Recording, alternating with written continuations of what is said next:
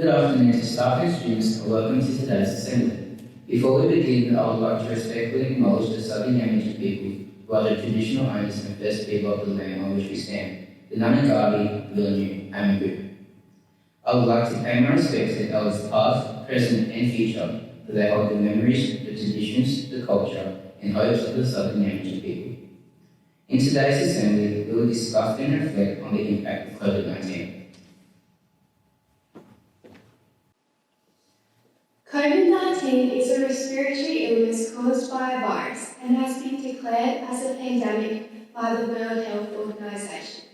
This is because the disease is prevalent in a lot of countries around the world. Currently, around the world, there are almost 4 million confirmed cases. About 1.3 million people have recovered and almost 280,000 people have lost the battle with the virus. This disease has particularly caused an outbreak in countries such as the United States, the United Kingdom, and Italy. In the United States at the moment, there are about 1.3 million confirmed cases, about 180,000 recoveries, and about 78,000 deaths. Compare that with Australia, we currently have 6,800 confirmed cases, about 6,000 people have recovered, and 93 people have died. As you can see, there is an immense difference in numbers. With COVID-19 being an obstacle with our studies, it did not stop us from striving for excellence. As your school captains, we are extremely proud to see how our school community has implemented our Year 12 motto of improvise, adapt, overcome into your lifestyles during this complicated time. Together, we have improvised to find a new way of learning, adapted to the online learning curriculum, and are slowly overcoming the major effects that the virus has caused in our day-to-day lives. However, we are not forgetting that even bigger complications the virus has caused, affecting many other places in the world. This time has highlighted the importance of self-care and how we should treat ourselves and others. That being said, even though most of us are back at school, make sure you still look after each other because this is still an unpredictable time in all of our lives. Respect that your friends may deal with this differently to you, but don't be afraid to take the time out to make sure that they're okay. As mentioned before, this battle isn't over. COVID-19 is spread from person to person by the droplets from someone sneezing, coughing, or even talking. Please remember to keep a distance of 1.5 meters, wash your hands regularly before school and during breaks, and please do not come to school if you are ill. By practicing these routines, you will protect yourself, your friends, your teachers, or any of your loved ones from getting it. We wish everyone the best and make sure to stay safe and look after each other. Thank you. Lucky for us, restrictions are easing gradually. However, there is 1/3 of the entire world's population under lockdown at the moment. No school, no playing sport, and even no leaving their front doors. In saying this, what exercise have you been doing over this period? You may or may not already know that the Olympics this year have been postponed to 2021, but this hasn't stopped athletes from training on a daily basis. I'm pretty sure none of us are training for the Olympics, but this doesn't mean we don't need to exercise on a daily basis or train for our winter sport. Like Chloe and myself, we're pretty complacent about missing the start of the hockey and football season. That hasn't stopped us from moving. Since we can't play footy, hockey, or whatever winter sport you may play, here are some alternatives to keep us fit and healthy during these times. Going for a run or a walk, riding a bike, swimming, surfing, fishing, tennis, or golf. Rather than sitting around feeling like we're missing out on the season, we can look at this as an opportunity to develop a skill and add something to your bag of tricks. Thank you. Good afternoon, staff and students. I hope all of you enjoyed a family day and celebrated Mother's Day in Stalin yesterday. Last week, I had a Zoom meeting with all the other WA independent school principals, and of course the topic was the coronavirus.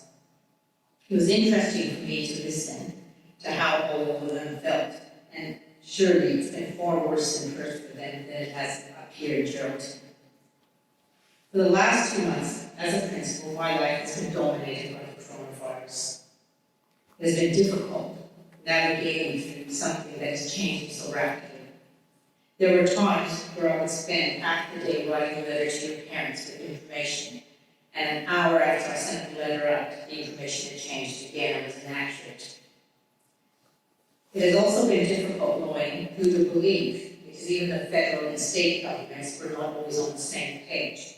But on the whole, I'm appreciative of our politicians, and I think everyone around the world appreciates their politicians a little bit more, and they've done a good job.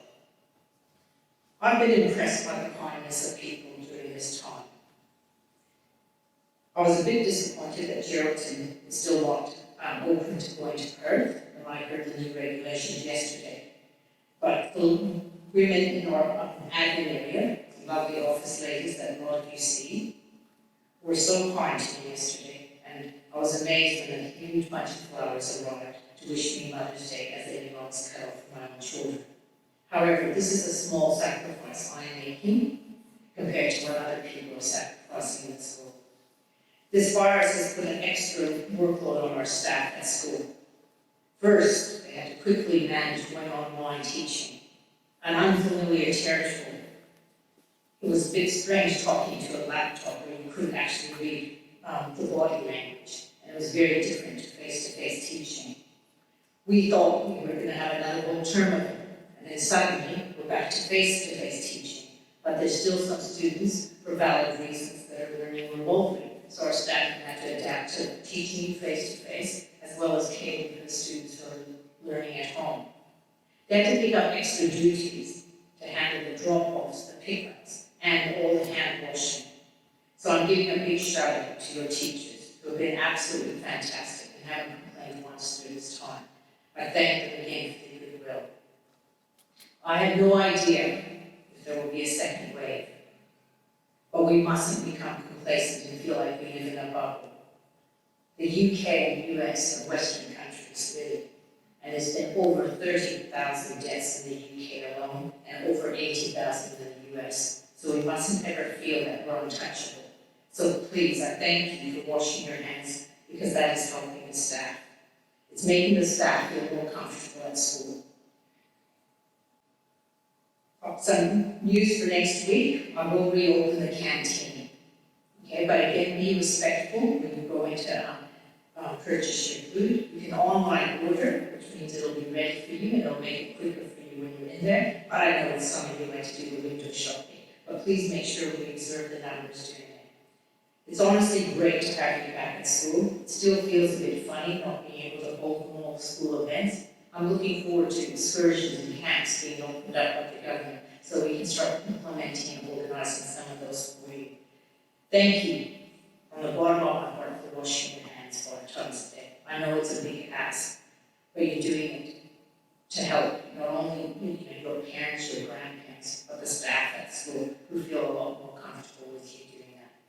Welcome back, and thank you. It is a strange time for us.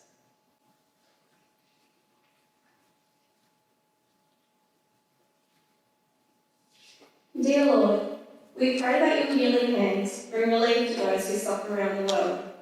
May you grace peace to those taken by the coronavirus and support those in mourning.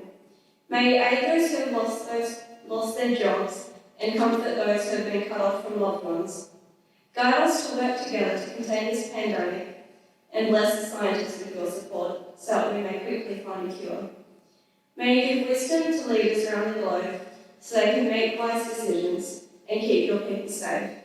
We pray that you watch over the sick and guide them back to good health so they may return to their loving families. We pray to you that we learn from this experience to value the simple things and not take them for granted. We pray to you that you keep our school community safe, but also empathetic of those less fortunate. We pray to you through Jesus' name. Amen. This concludes our assembly, and I hope you enjoy the rest of your day.